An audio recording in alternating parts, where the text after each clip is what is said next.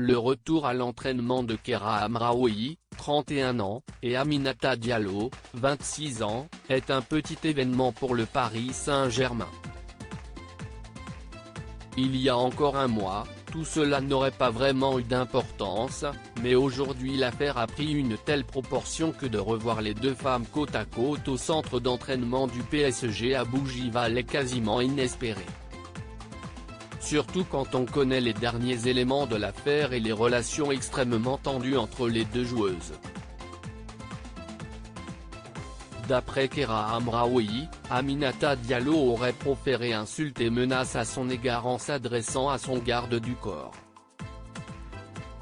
Il paraissait donc peu probable de les revoir un jour fouler la même pelouse, mais d'après l'entraîneur du club, Didier Ollé-Nicole, les deux footballeuses vont se retrouver ce mardi 7 décembre au centre d'entraînement pour la première fois depuis l'agression de Hamraoui le 4 novembre dernier.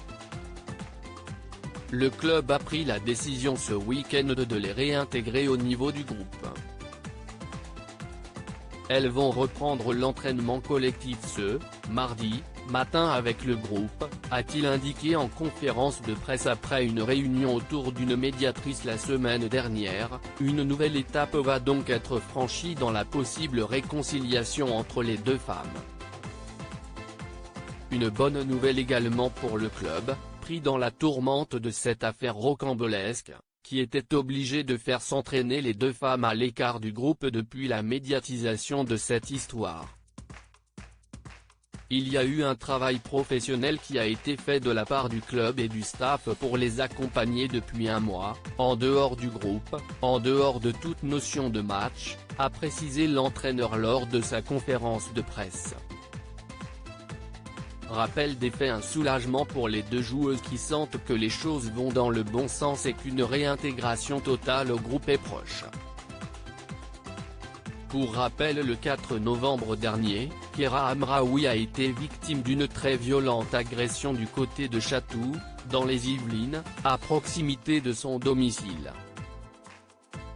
Sa coéquipière Aminata Diallo a alors été suspectée et a été placée en garde à vue durant 48 heures, avant d'être finalement lavée de tout soupçon. Après enquête, les policiers se sont tournés vers la piste d'une querelle amoureuse. La puce du téléphone de Kheira Hamraoui est au nom d'Eric Abidal et la proximité entre les deux est finalement révélée. La femme de l'ancien joueur du FC Barcelone, Hayat Abidal, a demandé alors le divorce tandis que les enquêteurs souhaitaient l'entendre en qualité de témoin dans cette affaire. Eric Abidal s'était alors exprimé sur Instagram, reconnaissant l'adultère et espérant le pardon de son épouse.